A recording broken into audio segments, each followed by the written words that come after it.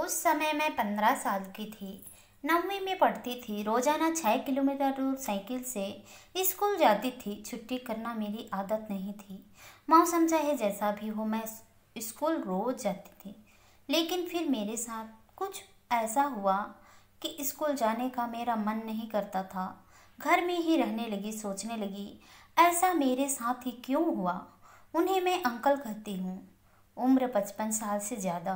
पहले तो वो मेरे पीछा करते थे, पर मैंने कभी सोचा ही नहीं कि वो मेरा पीछा क्यों करते हैं। फिर लगा कि शायद ये इत्तेफाक होगा।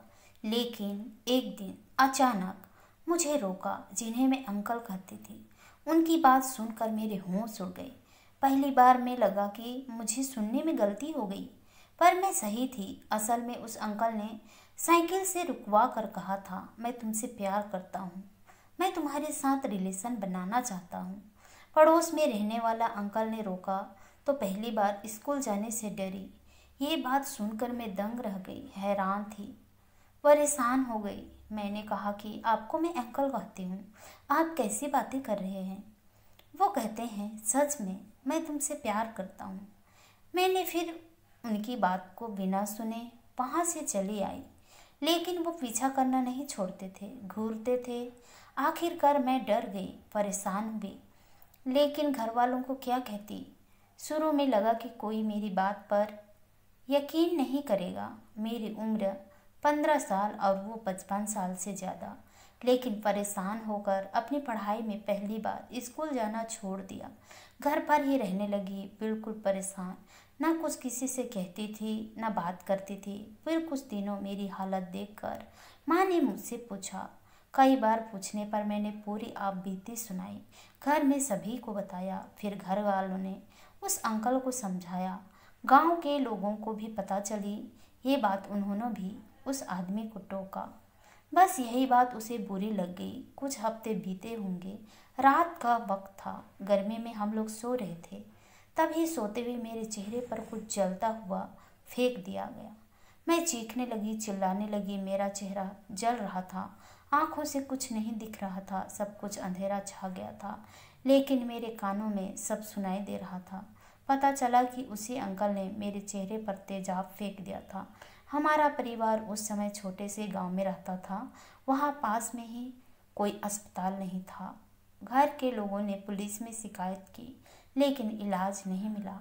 करीब 4 घंटे बाद किसी तरह सरकारी अस्पताल में भर्ती कराया गया, लेकिन वहाँ आग से जलने वालों के इलाज के लिए कुछ नहीं था। इस तरह करीब 8 घंटे बीत जाने के बाद पहली बार मुझे बड़े अस्पताल में मुझे इलाज मिला।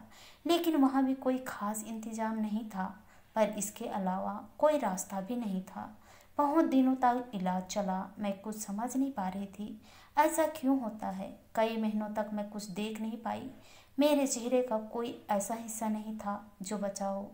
कई महीनों बाद सिर्फ एक आँख की थोड़ी थोड़ी रोशनी आई थी, पर दूसरी आँख से तो आज भी बंद है। अब चेहरे को छुपा कर रखती थी, खुद के चेहरे को देख नहीं सकती थी। पर मेरा चेहरा कैसा दिखता था, आसपास के लोग ही बता देते थे। लोग कहते थे बंदर जैसा चेहरा हो गया, कौन करेगा शादी। मैं साफ तो नहीं देख सकती थी, लेकिन लोगों की बातें तो पूरा सुनाई देती थी। लोग कहते थे, देखो ना, इस लड़की का चेहरा बंदर जैसा हो गया है, अब इससे कौन करेगा शादी। वो मुझे अजीब नज़रों से देखते थे। कुछ साल बाद जब थोड़ा थोड़ा दिखने लगा था, तो फिर से पढ़ने का सोचा। तब तक 4 साल निकल चुके थे।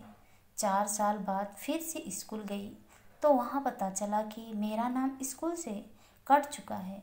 मैं पढ़ना चाहती थी, लेकिन स्कूल में कहा गया कि अगर तुम स्कूल आओगी तो दूसरे बच्चे नहीं पढ़ेंगे, वो तुमसे डर जाएंगे, इसलिए तुम्हें हम नहीं पढ़ा सकते हैं। मैं सोचने लगी, क्या मैं इंसान नहीं हूँ, इसमें मेरी गलती क्या है। पर मैं सोचकर कुछ नहीं कर सकती थी, क्योंकि मैं बेबस थी, मजबूर थी। मुझे देखकर लोग डरने लगे थे, इसलिए उस चेहरे को मैं अब दुपट्टे से छुपा कर रखती थी। अब मैं अपने गांव में रहने लगी थी, लेकिन घर से निकलती नहीं थी।